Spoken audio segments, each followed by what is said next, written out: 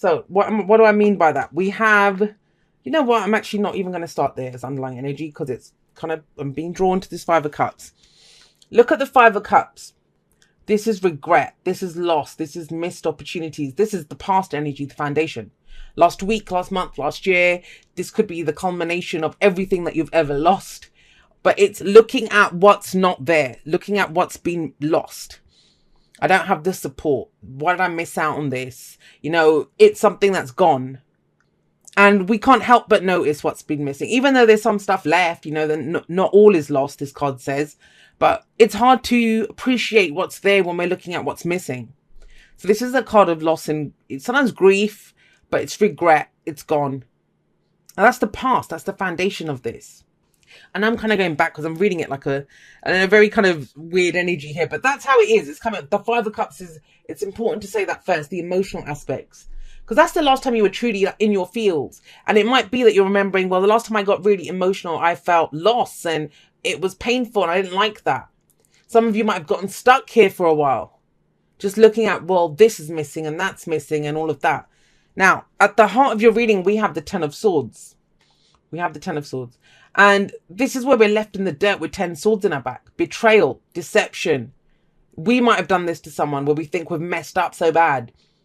Swords are our thoughts, our beliefs, our ideas, and how we communicate them. And yet when this Ten of Swords comes up, especially at the heart, everything revolves around this, right? That's the focus. It's at the heart of the reading. Whatever you're going to next, whatever it is, it's the shadow of the past is on this. So that's why I went with the past first. The Five of Cups. What was lost? You missed out on something. The regret, the hurt, the pain, the tears, right? All of that stuff. And it's almost like, well, when we're about to begin something new, especially when we come from a place of logic and that head energy, the mind's historical. It's going to go back. It's going to look back at, well, the last time we did this, that happened. And so what's being remembered here is a time of loss. It's already happened. It's not saying it's happened now. Ten of Swords, it's saying the worst has already happened, and it is the worst. I'm not sugarcoating the Ten of Swords. It sucks. It's horrible. It looks horrible. It looks gruesome, right? The scene of the crime, I always call this. And this is where we mentally are revisiting the scene of the crime again and again and again. And it urges us to make sense of that, to take some truth away from that. This is where the writing's on the wall. If we're being betrayed or deceived, we know who to trust and who not to trust. This is where we might have hit rock bottom, but it's saying you've got there. It's time to go up. There's only one way now. You might have hit rock bottom, but there's only way to go. You can only go up from here. It's about focusing on that. It's where we have to pick up the pieces and go forward. But like I said, this can be the shadow of the past. Now that usually comes in when we're about to step into a new truth. We're about to go do something again. You know, I'm about to get back on the horse, but remember when I fell off it and broke my leg? That kind of energy. And there's something new coming in. We've got the Ace of Swords coming up here, which is a new way of thinking, a new truth, a new way of communicating, a new philosophy of life, a new belief system comes in. Perfect person to wield that sword is the Queen of Swords. I love the Queen of Swords. She is she's someone who's been through every crappy thing. And that's why I kind of think this is not something specific. I feel like that's why I said the culmination of every awful thing that's ever happened to you. And the Queen of Swords is someone who's been through it all. She's been through every heartache, pain, loss that you can imagine. The heartbreak queen, the divorce queen, the widow queen. She's faced it and experienced it. But she doesn't just thrive because of that. I mean, she doesn't just survive it. She's thriving now. That's what I'm trying to say. I was remembering that I've actually talked about her in the last podcast that I did, where, we can go through so much shit. And at first we think, well, oh my God, I just need to survive this. I just need to get through this. And then when we kind of make sense of the experience afterwards, it's like, no, this is going to help me to thrive. I have knowledge now. I have a new truth now. I know who I am authentically. There's nothing like this kind of, some of that kind of baptism by fire, that thing of going through these difficult experiences to come out of it even stronger, because it's going to show who you are at your core. You can't fake it till you make it. When you've gone through crap, when you're going through crap, it's just all you can do to kind of hang on in there, right? And it's given you a new truth of who you are. Now, this is about speaking from that place of truth. And, a lot of times when you say that, because all the energies play out on a spectrum, so there's the highest vibration of any card, and then the lowest vibration of that card. The lowest vibration of the Queen of Swords is she can beat people over the head with her truth. It's her truth. So she expects other people to live by that truth, and she can have a very cutting tongue and be kind of a bit judgmental. Let's be Justice, Queen of Swords. There's that kind of judgmental energy coming in, where she can just cut people out. Well, that's not right. The highest vibration of the Queen of Swords is she has her truth. She's so solid in her truth that she can face and hear any truth, as long as it is the truth that comes at her. And a lot of that's coming in. It's time to speak your truth, Pisces, with her coming in. Speak your truth. Live from that place of truth. How you communicate now. A lot of the signs have gotten that. I think Scorpio got it, Capricorn. It's that energy of, not just in the cards, but they got it through the oracle cards as well, of who are you? Who is Pisces? Authentically who you are. That's the head energy. That with your logic and your thoughts and your philosophy and your beliefs, there is a new truth that you have here. And it's, let's not forget this. It's been hard fought for. You earned it. It's every difficult experience that was thrown at you, being left like this, that has given you that. But the cycles run from the aces to the 10, right? And then we start again. So we get to the 10 of swords and we go to the ace. That's why it's about pulling all those swords out, being left with one sword of truth. And that's how we make sense of situations. That's how we learn from a situation. Because we've learned the lessons from it. We're not doing that again. I have a new truth out of this. Now, if there's been an injustice, and I think for some of you, and I want you to understand this, with the justice card, one of the first things that I learned about it is we all have a different idea of what justice is. We all have different idea of what justice is. So, I don't know, say I'm in a relationship with you and you are, there's a job offer that you've received and you need to go overseas and, that's your truth. Now, you might just leave and say, look, I need to go there. I'm going to go. That might be an injustice to me, saying, well, Pisces, we were in a relationship. How dare you just leave me and go? But you've been true to yourself. You don't feel like you've done an injustice. You might think, well, Jay, you're not being very just. You're not being very understanding. Why can't you understand this is a big deal for me? I worked my whole life for this. Do you see what I mean? So everyone has their own individual truths. That's the Queen of Swords as well. But it's understanding that everyone has their own stories. Everyone has their own experiences. Everyone's coming to it from their own place. We're talking about that injustice because of justice. This is things being righted. This is fairness. This is balance. This can be making amends. Justice is the making and the breaking of contracts. We talked about divorce and all the rest of it there. Some of you could be that. It's a freedom. There's a liberation. There's independence. Justice is done through the truth. She has a sort of truth there as well, right? The truth is the truth is the truth. But having said that, there's no overall objective truth. Each person has their own individual truth. And this is that week where you kind of fully acknowledge what is your truth, Pisces? What balances your scales? What would you need to hear or say in this situation to get the outcome that you want? And it's not about trying to get people to respond the way you want to. It's about you expressing your truth. Now, this doesn't even have to be communication with others. Justice, it's a very karmic energy. It's about balancing our own scales, right? Equilibrium that we have. Seeing getting that understanding, getting that kind of common meeting ground. Yeah, I get that you're coming from that. I don't agree with that. It can be that agree to disagree, but there's no arguments for justice. It's we've balanced the scales. So there is this idea of balance, of fairness, of that kind of stuff coming in. It can be mediation. It can be both parties getting to have this say. It can be apologies, right? If there's been this, someone could apologize. Doesn't have to be that someone comes in your face, because I say that and people say, well, I don't want that apology. They can go screw themselves or whatever. That fair enough. But then it's about making peace with it, coming to a place of making amends with it within yourself with justice. That I'm good on this. I know what balances my scales. I'm good. Now, it's almost as if I get the sense that whatever this is, and it might be something big. For some of you, this is like therapy that you've been through. And you kind of understand, wow, I've gone through so much in my life and it's changed me, and I'm not going to entertain that kind of stuff before. And it's knowing the role that we play. And I'm not saying it's not about blame. It's never about blame. I think blame is the most ridiculous thing that we do as humans, because it doesn't bring us anything. We just learn the lessons from it and move on. When we blame, that's judgment. We're passing judgment, and justice does call for some kind of judgment to be passed, but for ourselves, not on other people, right? It's not about condoning what other people have done. It's not about saying, yeah, that's good. It's just about, I'm not going to hold on to this. I don't need that crap in my life, right? So there is that sense of this. And all of that stuff that's come up, whatever it's taken for you to get to this place, spiritual belief, speaking your truth, new way of communicating, reading something new, writing a book, like the Ace of Swords, it's that the pen is mightier than the sword. Maybe there's been that kind of cathartic kind of like healing energy of, you know, working your way through it, the release, the purge, by speaking about what you've been through, writing a book, writing a blog, making videos, doing a TED talk, whatever it is that kind of energy. And that shows that I've made my peace with this. I'm at peace with this. I've balanced it out. I'm good with this. And that's what this week is. Now, when you do that, that's the importance of this. And not everyone's going to do that. You can move forward to the world. And that's when the world says, yeah, now you've learned everything that you needed to out of that. That is the end of a major life cycle. It's finished. Because let's have a look at this. That's an ending. 10s are an ending, right? Or well, 9s are an ending. I think 10 is the outcome of that ending. But this was something that you thought you were done with. But in one way, in some sense, it's been haunting you.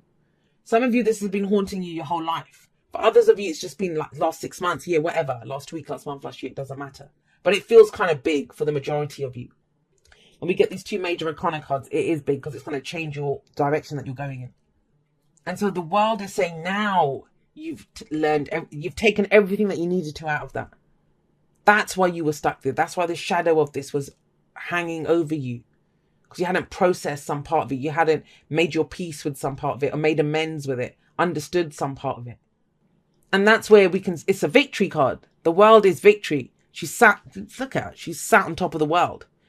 And there's usually a victory wreath in the world. And I kind of like how they've kind of done the victory wreath, but it's butterflies. The transformation's happened. She looks like she's meditating there. She has all this wisdom and knowledge now. This is graduation. And some people, it might be literal graduation. But it's the celebration of that. And understanding, making sense of everything that you've been through. Those of you that are still going through hell, like Winston Churchill says, you keep going. Keep going. There is this. But, you know, for most of you, you're not in this place. It's the shadow is there, but you're seeing a way, either through talking about it, therapy, figuring out for yourself, writing about it, whatever, communicating it. You are coming to a place of balance here. There is balance being restored to your life. Now, when you do, you know, what's your advice? The advice is the Queen of Cups. Do not forget who you are. Do not forget who you are. Yes, there'll be losses. Yes, there's regret. Yes, there's missed opportunities. Yes, this crap always happens, right? But you are still you. A new you, yes. A new you, yes. But a loving, caring, you know, not cynical. I mean, that's the darker side of this energy. We can turn cynical. We can lose faith in stuff. We can think nothing is worth loving because we're going to lose it. But you're being told no, if it's going to make sense to you. And it's like you come out of it even more loving than you were before. But with more discernment, knowing who is worth your cup. 5 of Wands, because you're getting back in the ring. That's what it is. Now, the 5 of Wands, it's can be conflict, but it's more overcoming stuff. It's enjoying the challenges that come up. It's showing what you're made of. It's the cream rising to the top. The card that comes after the 5 of Wands is the 6 of Wands. And so this is what we do to get the victory. Victory doesn't mean having a victory over someone. It's feeling victorious in what you've overcome in yourself, especially with this energy coming up. And so this is the struggle. This can be competing with other people in the workplace or getting back on the horse, like I said, but it's showing what you're made of. And imagine if you come to it with this place of equilibrium and peace and harmony and, you know, just moderation in all things. I know what I'm doing. Why is the world in the future?